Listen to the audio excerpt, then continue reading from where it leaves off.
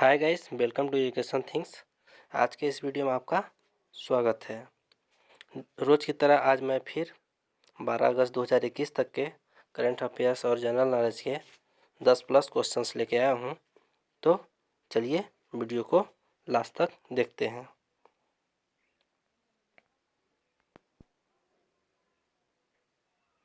आज का पहला प्रश्न है, भारतीय एथलेटिक्स महासंघ द्वारा भारत में भाला फेंक दिवस के रूप में मनाने के लिए कौन सी तिथि तय की गई? ऑप्शन है आपके पास 1 9 अगस्त, 2 8 अगस्त, 3 7 अगस्त, 4 10 अगस्त। तो इसमें से ऑप्शन 3 7 अगस्त 7 अगस्त को भारतीय एथलेटिक्स महासंघ द्वारा भारत में भाला फेंक दिवस के रूप में मनाने की तिथि घोषित की गई। यह निर्णय अधिक से अधिक युवाओं को खेल के प्रति आकर्षित करने और एथलेटिक्स में उज्जवल भविष्य के लिए चैंपियन तैयार करने के लिए भी है।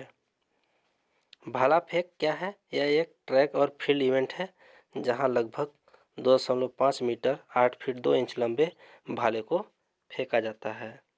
तो चलिए देखते हैं नेक्स्ट क्वेश्चन। क्वेश्चन है, टोक्यो 2020 ओलंपिक पदक तालिका में किस देश ने शीर्ष स्थान हासिल किया है? ऑप्शन भारत, अमेरिका, जापान, चीन। तो सही उत्तर है ऑप्शन 2 अमेरिका, संयुक्त राज्य अमेरिका। 39 स्वर्ण पदकों के साथ संयुक्त राज्य अमेरिका ने चीन से सिर्फ एक स्थान आगे जापान की राजधानी टोक्यो द्वारा आयोजित ओलंपिक का 32वां संस्करण 8 अगस्त 2021 को समाप्त हुआ। टोक्यो 2020 खेलों के समापन की घोषणा आईओसी प्रमुख थॉमस बाख द्वारा की गई। टोक्यो ओलंपिक समापन समारोह में 2024 के खेलों के लिए ओलंपिक ध्वज पेरिस के मेयर एनी हिंडाल्गो द्वारा सौंपा गया। जापान 27 स्वर्ण पदकों के साथ तीसरे, ग्रेट ब्रिटेन 22 के साथ तीसरे स्थान पर रहे। भारत 1 स्वर्ण और 2 रजत और 4 कांस्य पदक के साथ 48वें स्थान पर रहा।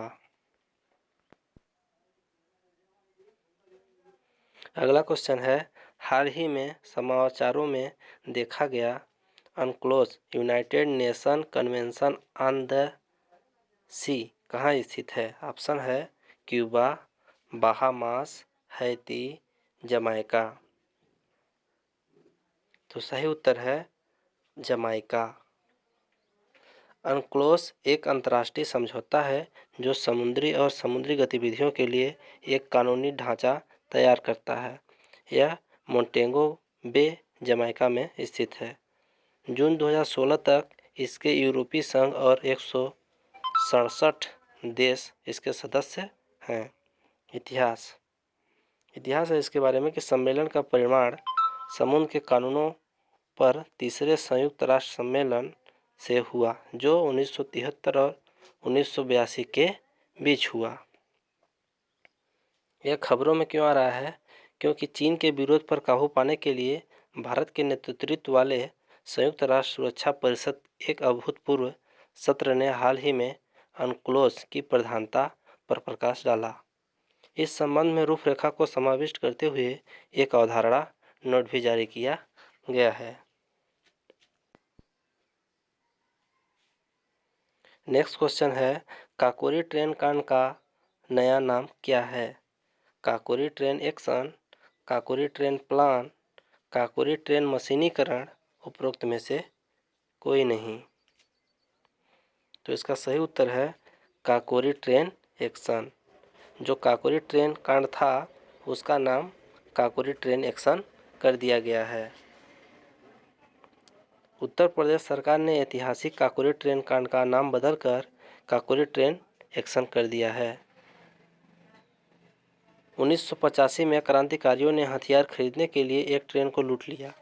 उन क्रांतिकारियों का एक ही लक्ष्य था कि ब्रिटिश शासन से भारत को आज़ाद कराया जाए। इसलिए नाम बदलकर इसका अर्थ यह कर दिया गया कि उन्होंने स्वतंत्रता के लिए लड़ने की साजिश नहीं की थी। इस कांड के बारे में और जाने तो यह एक ट्रेन डकैती थी जो 9 अगस्त 1925 को लखनऊ के पास काकोरी गांव में ब्रिटिश राज के खिलाफ भारतीय स्वतंत्रता आंदोलन के दौरान हुई थी। इस डकैती की योजना हिंदुस्तान रिपब्लिकेशन एसोसिएशन द्वारा बनाई गई थी।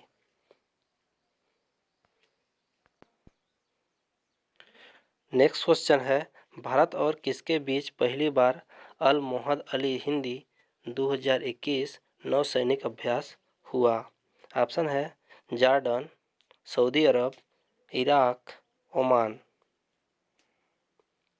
तो इसका सही उत्तर है सऊदी अरब। भारत और सऊदी अरब रक्षा और सैन्य सहयोग में अपनी प्रगति का प्रदर्शन करते हुए अपना पहला नौसैनिक अभ्यास करने के लिए तैयार हैं।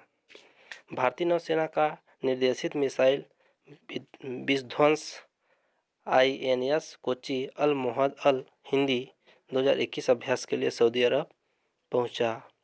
अबू धाबी के घाट के तट पर संयुक्त अरब अमीरात की नौसेना के साथ नौसैनिक अभ्यास करने के बाद युद्धपोत सऊदी अरब चला गया।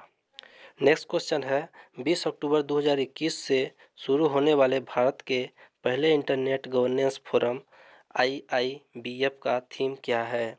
ऑप्शन है एक प्रमुख उपयोगिता के रूप में डिजिटल इंफ्रास्ट्रक्चर, दूसरा है प्रौद्योगिकी और इंटरनेट उपयोग की रणनीतियाँ, तीसरा है डिजिटल इंडिया के लिए समावेशी इंटरनेट और चौथा ऑप्शन है इनमें से कोई नहीं। तो ऑप्शन तीसरा सही है, डिजिटल इंडिया के लिए समावेशी इंटरनेट।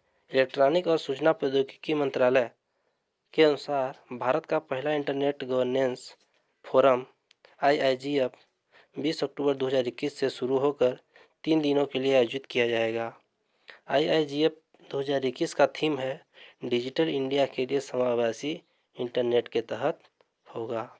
इसकी विशेषताएं हैं, इलेक्ट्रॉनिक और सूचना प्रौद्योगिकी मंत्रालय के ने national internet exchange of India के CEO और समन्वय समिति अध्यक्ष अनिल कुमार जैन ने इंटरनेट गवर्नेंस फोरम के शुभारंभ की घोषणा की।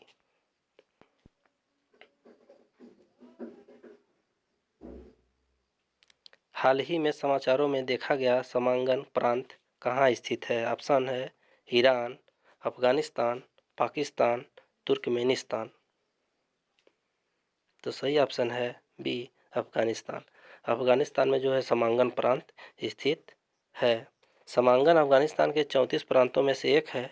यह अफगानिस्तान के मध्य भाग में हिंदू कुश पहाड़ों के उत्तर में स्थित है। यह 11,218 वर्ग किलोमीटर में फैला हुआ है। पश्चिम में सर ए पोल प्रांत, पूर्व में बगलान, उत्तर में बल्ख और दक्षिण में बामियान से घिरा हुआ है। नेक्स्ट क्वेश्चन है, अंतर्राष्ट्रीय सेना खेल 2021 किस देश में होंगे? रूस, भारत, संयुक्त राज्य अमेरिका और जर्मनी। इन 4 ऑप्शनों में से ऑप्शन ए रूस सही होगा। अंतर्राष्ट्रीय सेना खेल 2021 रूस देश में होंगे। अंतर्राष्ट्रीय सेना खेल रूस में और रूस के रक्षा मंत्रालय द्वारा आयोजित एक वर्षीय रूसी सैन्य खेल आयोजन है। भारतीय सेना अंतर्राष्ट्रीय सेना खेल 2021 में भाग लेगी। इसको अगस्त 2015 में किया गया था। इसमें लगभग 30 देश शामिल हैं जो 2 सप्ताह में दर्जनों प्रतियोगिताओं में भाग ले रहे हैं, ताकि यह तय किया जा सके कि कौन सा देश सबसे कुशल है। खेलों में युद्ध ओलंपिक कहा जाता है। खेलों में इसको युद्ध ओलंपिक कहा जाता है। नेक्स्ट क्वेश्चन है, निम्नलिखित में से किस महिला अधिकारी को 8 अगस्त 2021 को ITBP द्वारा कमीशन किया गया? ऑप्शन है अवनी, दीक्षा, प्रतीक्षा, ए और बी दोनों। तो ऑप्शन 2 दीक्षा। 8 अगस्त 2021 को भारत तिब्बत सीमा पुलिस ITBP बल ने पहली बार भारत चीन वास्तविक नियंत्रण रेखा LAC की रक्षा करने वाली 2 महिला अधिकारी सहायक कमांडेंट प्रकृति और दीक्षा को नियुक्त किया गया है। अगला क्वेश्चन है, भारत के कैबिनेट सचिव का नाम क्या है जिनकी सेवा की अवधि 1 वर्ष के लिए और बढ़ा दी गई है? ऑप्शन है अशोक खेमका, स्मिता खबरवाल, राजीव गौबा, अरुणा सुंदर राजन। तो ऑप्शन 3 राजीव गौबा सही है। मंत्रिमंडल की नियुक्ति समिति ने भारत के मंत्रिमंडल के सचिव के रूप में राजीव गौबा के लिए कार्यकाल की अवधि 1 वर्ष के लिए और बढ़ा दिया गया है। कई झारखंड कैडर के 1982 के आईएएस अधिकारी गौबा को अगस्त 2019 में 2 साल के लिए देश के शीर्ष नौकरशाही पद के लिए चुना गया था। उनका कार्यकाल 30 अगस्त 2021 को समाप्त होने वाला था, लेकिन अब 1 साल के लिए बढ़ा दिया गया है। इससे पहले वह अगस्त 2017 से अगस्त 2019 तक ट्रेड यूनियन के गृह सचिव भी रहे हैं। नेक्स्ट क्वेश्चन है, हाल ही में गूगल ने भारत की पहली महिला को एक डूडल समर्पित किया है, उसका नाम क्या है? तो ऑप्शन है जोया अग्रवाल, आकांक्षा सोनावरे, पापगरी थनमई, सरला ठकुराल। तो ऑप्शन डी या 4 सरला ठकुराल सही है। गूगल ने अपनी होम पेज पर भारत की पहली महिला पायलट सरला ठकुराल को उनके 107वें जन्मदिन पर एक डूडल दान किया है। सरला ठकुराल के बारे में जाने तो सरला ठकुराल 1914 से लेकर 15 अगस्त 2008 तक विमान उड़ाने वाली पहली भारतीय महिला थी। 1914 में जन्मी उन्होंने 1936 में 21 साल की छोटी उम्र में पायलट का लाइसेंस प्राप्त किया और जिप्सी मोथ पर अकेले उड़ान भरी। वह लाहौर फ्लाइंग क्लब की छात्रा थी। नेक्स्ट क्वेश्चन और आज का आखिरी क्वेश्चन है, निम्नलिखित में से किसने माननीय चमन लाल का उत्सव डाक टिकट डिजाइन किया है? तो ऑप्शन है परेश मैती, अमर जीवालोचन, शंख समात, जतिन दास। तो हाल ही में भारत के उपराष्ट्रपति वेंकैया नायडू ने सरदार वल्लभ भाई पटेल सम्मेलन हाल में नई दिल्ली के एक समारोह में माननीय चमन लाल पर उत्सव डाक टिकट जारी किया है। इसे श्री शंख समांत ने डिजाइन किया है। टिकट के बारे में, यह टिकट माननीय चमन लाल के जीवन और कार्य को दर्शाता है। यह अंतर्राष्ट्रीय संस्कृति अध्ययन केंद्र के महासचिव श्री अमरजीव लोचन द्वारा प्रस्तावित किया गया था। तो थैंक यू वीडियो को लास्ट तक देखने के लिए और मिलते हैं फिर कल के नए करंट अफेयर्स वीडियो में। तब तक के लिए गुड बाय।